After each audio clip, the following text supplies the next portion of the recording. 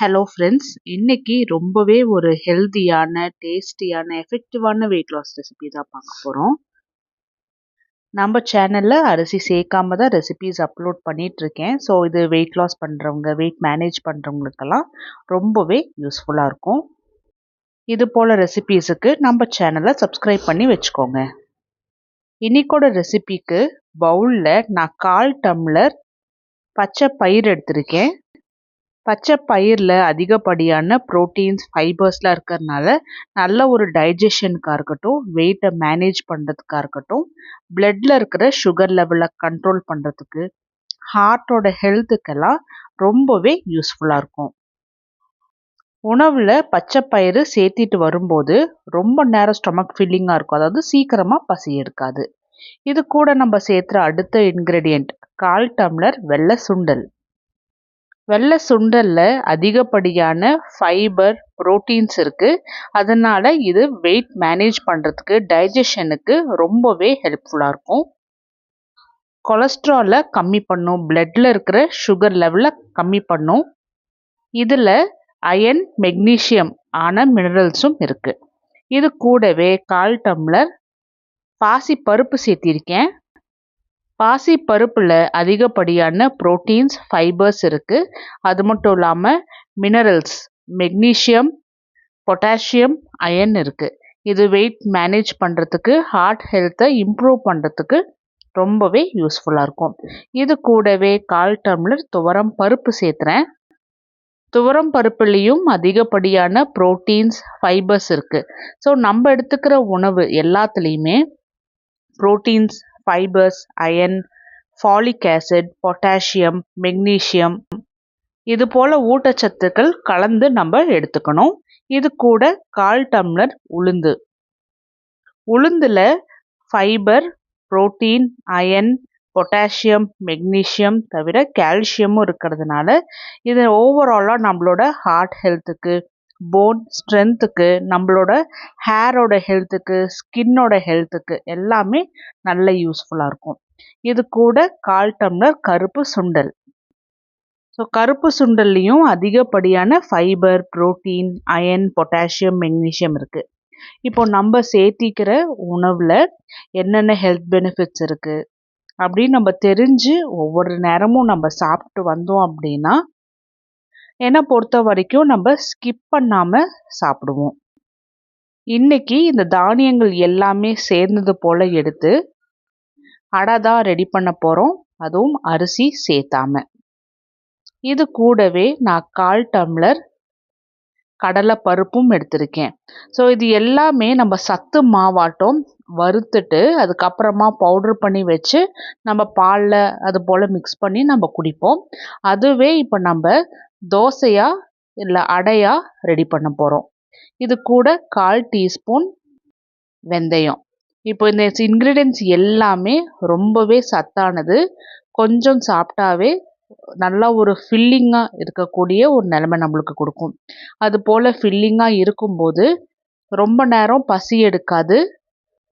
அது மட்டும் இல்லாமல் நம்ம உடம்புக்கு தேவையான ஃபைபர், ப்ரோட்டீன்லாம் இருக்கும்போது தைராய்டு இருக்கிறவங்களுக்கெல்லாம் அந்த கான்ஸ்டிபேஷன் இது போல் அந்த ப்ராப்ளம் வராது. அது மட்டும் இல்லாமல் எனக்கும் தைராய்டு இருக்கிறதுனால நான் அரிசி சேர்த்தினோம் அப்படின்னாவே எனக்கு கொஞ்சம் வெயிட் போட ஆரம்பிக்கும். ஸோ நிறைய பேர்த்துக்கு அந்த தைராய்டு இருக்கிறவங்க அந்த மாதிரி இருக்கும். ஸோ அவங்களுக்கு இது போல் ரெசிபீஸுமே ரொம்ப யூஸ்ஃபுல்லாக இருக்கும்.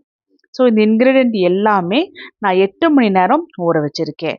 8 மணி நேரத்துக்கு அப்புறம் பாருங்கள் எல்லாமே நல்லா பர்ஃபெக்டாக ஊறி வந்திருக்கு. நான் நைட்டே ஊற வச்சு காலையில் அரைச்சி எடுத்துக்குவேன். ஸோ இதை மிக்ஸி ஜாரில் ட்ரான்ஸ்ஃபர் பண்ணிவிட்டு ஒரு சின்ன துண்டு இஞ்சி, காரத்துக்காக ஒரு 3 வரமிளகா போட்டுக்கிறேன், 1/4 டீஸ்பூன் சோம்பு, 1/4 டீஸ்பூன் ஜீரகம், 1/4 டீஸ்பூன் மஞ்சள், தேவையான அளவுக்கு கல்லுப்பு. ஸோ தைராய்டு இருக்கிறவங்க முடிஞ்ச அளவுக்கு கல்லுப்பு, இந்த உப்பு சேர்த்திக்கோங்க. 1/4 டீஸ்பூன் பெருங்காயத்தூள், தேவையான அளவுக்கு தண்ணி சேர்த்தி நல்லா நைஸாக அரைச்சி எடுத்துகிட்டு வந்துடலாம். திப்பியாக இல்லாமல் நல்லா நைஸாக அரைச்சி எடுத்துகிட்டு வந்துடுங்க. நல்லா சாஃப்டாக ப்ளஃபியாக பஞ்சு போல் இருக்கணும். ஏன்னா கடலைப்பருப்புலாம் சேர்த்தி இருக்கிறனால கொஞ்சம் ஹார்டாக இருக்கும். அதுமாதிரி ஹார்டாக இல்லாமல் நல்லா சாஃப்டாக அரைச்சி எடுத்துகிட்டு வந்துடணும்.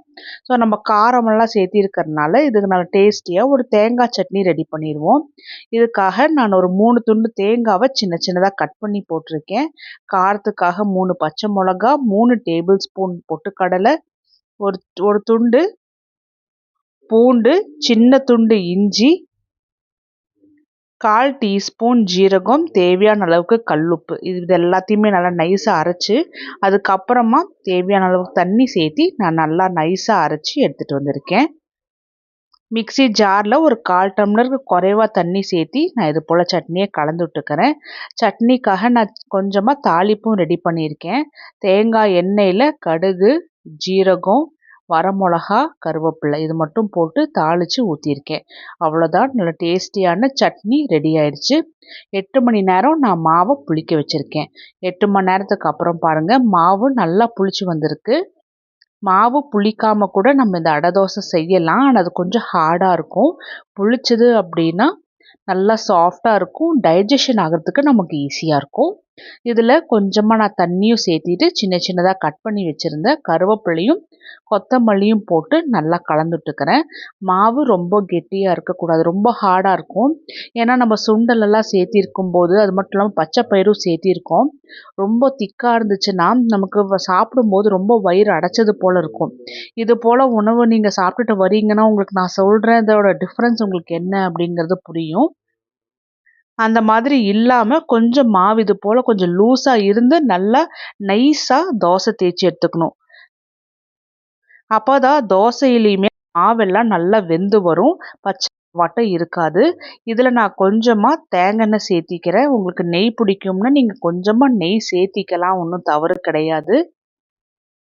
நெய் எடுத்துக்கிறதுனால நம்ம ஸ்கின்னுக்குலாம் நல்ல ஷைனிங் தான் கொடுக்கும். எனக்கு நெய் ஸ்மெல் பிடிக்காதனால நான் எடுத்துக்கிறது இல்லை. தேங்காய் எண்ணெய் யூஸ் பண்ணுங்கள். தைராய்டு இருக்கிறவங்க தாராளமாக தேங்காய் எண்ணெய் யூஸ் பண்ணி பழகுங்க. ரொம்பவே ஹெல்த்தியாக இருக்கும். தைராய்டுக்கு அது ரொம்பவே ஒரு நல்ல ஒரு மருந்தாட்டம் இருக்கும்.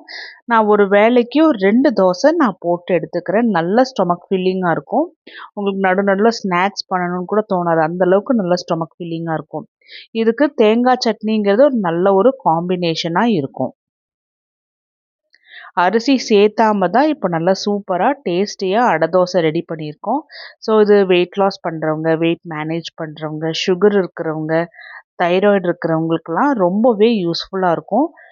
ஸோ இது போல் அரிசி சேர்க்காத ரெசிபீஸ்க்கு நம்ம சேனலை சப்ஸ்கிரைப் பண்ணி வச்சுக்கோங்க. டெய்லி நான் போடுற வீடியோஸ் உடனுக்குடனே நோட்டிஃபிகேஷன் வர பெல் ஐக்கான் ப்ரெஸ் பண்ணிக்கோங்க. டேஸ்ட் பண்ணி பார்த்துட்டு சொல்லுங்கள்.